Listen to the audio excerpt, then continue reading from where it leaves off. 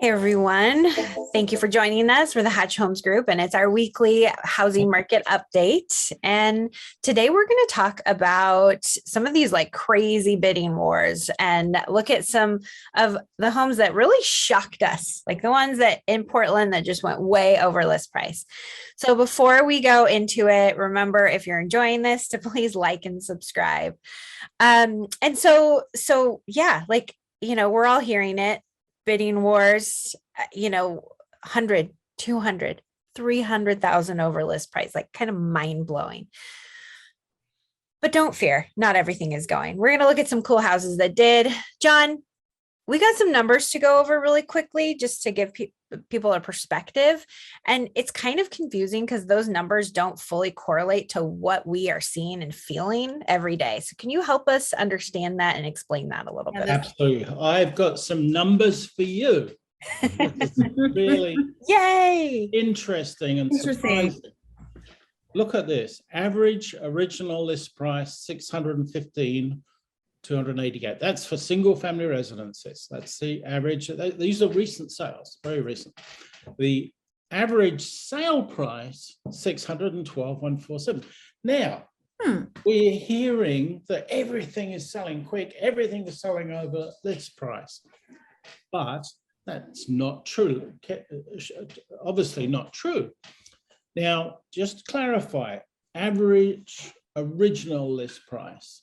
Now, what's happened for people that have a good realtor recommending that they're not seeing the activity they should have, they've then reduced the price. So the actual final list price is less than the original list price. Mm-hmm. And we've had, really interesting. Yeah, we've got a lot of single family residents, we've got like average of 101% sale price over list price. But this is way different from what people are hearing because everyone talks about homes that are going over list price. And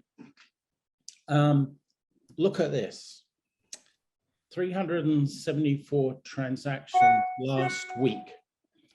Now, 37 or about 10% of those sold for over $100,000. This is an amazing statistic, and it goes to show for those number of sales to be over list price, there's still a lot of homes that sold at list price or below list price. Mm-hmm. Yeah, I'm looking at this and it's very promising.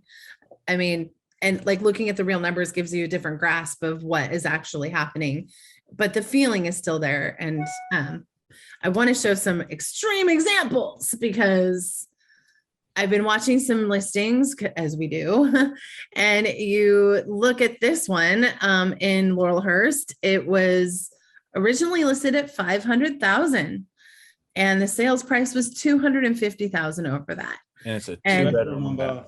Yeah, we knew it was low. I mean, we knew it was low, and that's I think the point here. Like, look at that square footage, over almost 2,400 square feet. It was on a quarter acre.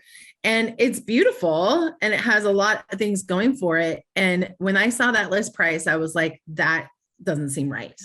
And sure enough, it went over. And then there's some other extreme examples in Northeast Portland. Look at this one, almost 800,000 original list price, went for over $1 million. I was shocked by this one. I actually had I had clients that were interested in this one and then they decided it wasn't the right time, but I was watching it, and then when it sold for that, I was just like mind blown. Yeah. Mind blown. It wasn't.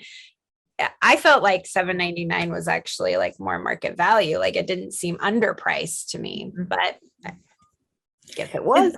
It's just kind of like all over. And then you have this other one up in Southwest Portland. Yeah.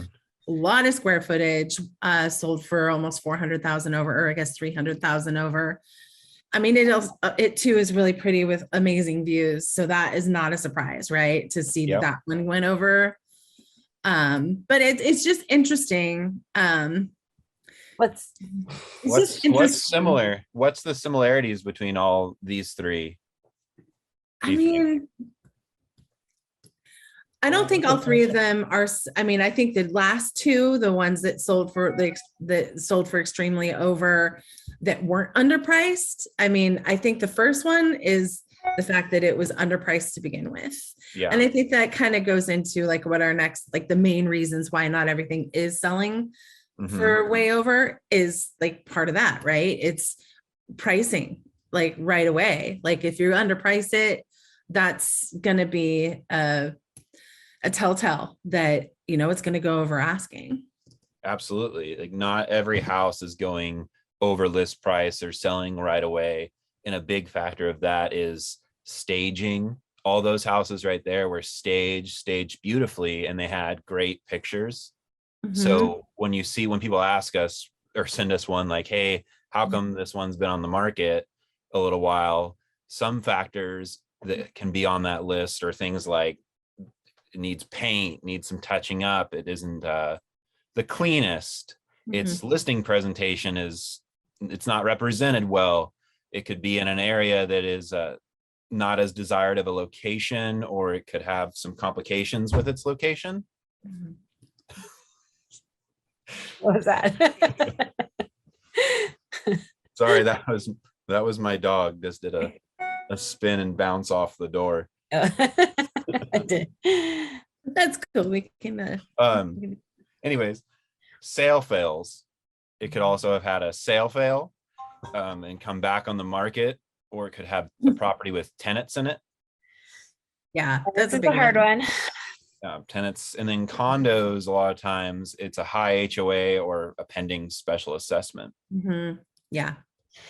Yeah. I mean, I just on those notes, like we put a lot of time into getting our listings prepped or giving our clients advice. Like that's kind of like one of our biggest time before we're on the market is getting it like picture perfect, ready for the market, strategize on price. So we know how we're positioning ourselves.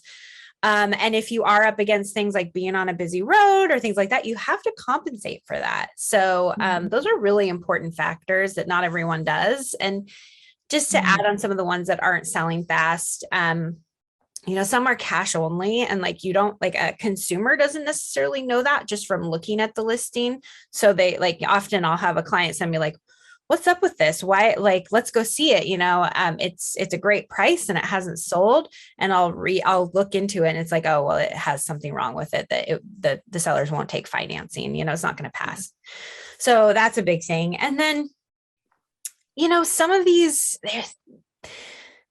I won't go into too much on the subject, but you know, like if most homes are offering a buyer's agent compensation, right? So like most of the time the buyers aren't having to pay for their buyer's agent services up front, right? They get paid through the listing agent. So there are homes that aren't offering very competitive or maybe not even any like buyer's agent compensation.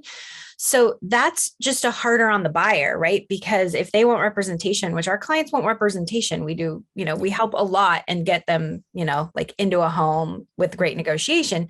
So we got to get paid for what we do. So if a buyer is going to have down payment, closing costs on their loan, they have prepaids, like they have tons of closing costs up front.